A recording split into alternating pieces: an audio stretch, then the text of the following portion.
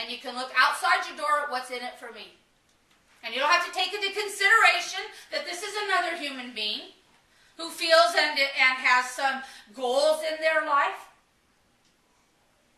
As time goes on, you don't want to maybe have all those little boxes. They're kind of like slot machines. You put the money in, it runs a little bit. You put the money in, it runs a little bit more. It's a terrible thing to get hooked up into. I have sat with my brothers and sisters hooked on meth, who are now both in prison. I have sat with my brothers who have found out that they have a problem with sex. They have a problem, especially anonymous sex. They have a problem. They're hooked into it. They have an addiction. Things don't go right. Run to the store. You know, I cannot be ethically clean with all of you in this congregation without laying this all the way out. Amen. Amen. I'm with you that any time we try to influence the meaning of somebody else without just looking at them with love and loving them for where they are, we're in trouble because we're trying to control and manipulate. You know, and all of us I know have done that.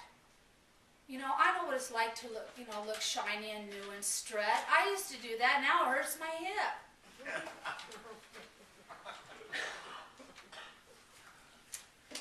Kathy, how long have you been with Gary? 34 years. 35 in August. How long have you been together? 30 years. 30 years. Yeah. Amen. That's the other thing we have. We have our stool balanced by some long-term relationships, heterosexual relationships, that they've worked out, that we can learn how to do. I call us to a new day of relationship. I call us that we're going to come and nurture relationships that are valuable, wholesome, mutual, and uplifting. Amen. Now, who wants to be an evangelist? You see why I'm doing that and raising the bar here is because I want people to come in and experience a new thing here. I want them to experience a new way to be and a new love to be here. Don't want no trolling going on in this building. Amen. Amen. Praise God. No trolling. You let that soul come in, you let our evangelist start working with them. I truly believe you can meet someone in church. And in this church, you can meet them all flavors, depending where you come from. There's someone somewhere. So what is love? And how does love happen? I think love happens sometimes by working your buns off in the process. It is hard to love everybody. It is hard for us to do that. Some people seem easier for us to love than others. Some people love the others. It's not as easy for us to love. No matter how old we are, how large we are, how small we are, how gifted we are in what we do here, God's calling it forth. And it's going to give you the opportunity in just a few days to bring all your thoughts from today until Christmas Eve to carry into the manger.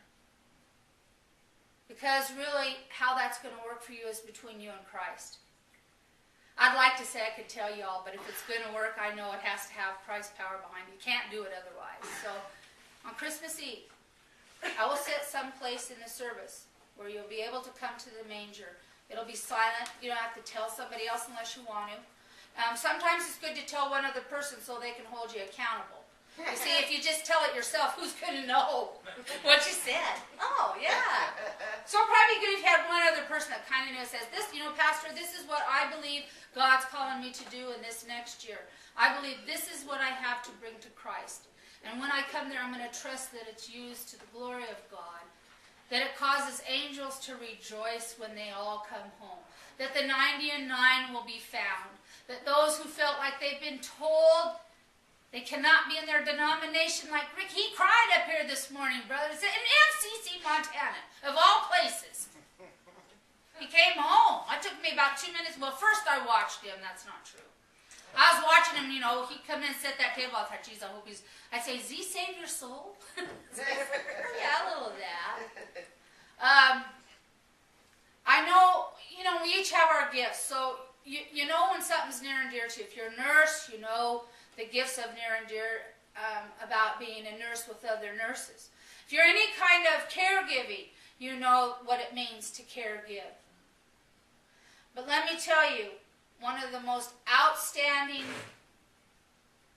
places in my life was when I watched Ricky walk through that door, carrying that Bible with him. He wouldn't let me off anything that he wasn't preaching at me. And all I knew I needed to do was say, come home. They come home. Praise God. God's got something great for you to do, and I am so honored to be the pastor of this church at this time. Amen. Because I have someone on my back. We can lift up a lot more than we can. And he's been purified by fire. If he needs to get a job, if he gets a job, he's just going to do that for income because his heart's at the church. I said, we'll build it up to over 200 and I'll make a wage out of it. He goes, you got it, Pastor, I can see that. That's one of my Christmas gifts. Because, like I said, he makes me look smart and I make him look liberal, and that is the truth. That is a growing part of our relationship. So, I guess we just commit to love. However that starts in a beginning, and however that relatedness happens, to some that when you look back, you look behind me and I see two men I've worked with for a long time. Long time. They're still here. They laid their checkbooks on the table, brothers and sisters, or we wouldn't be here. Amen. They did.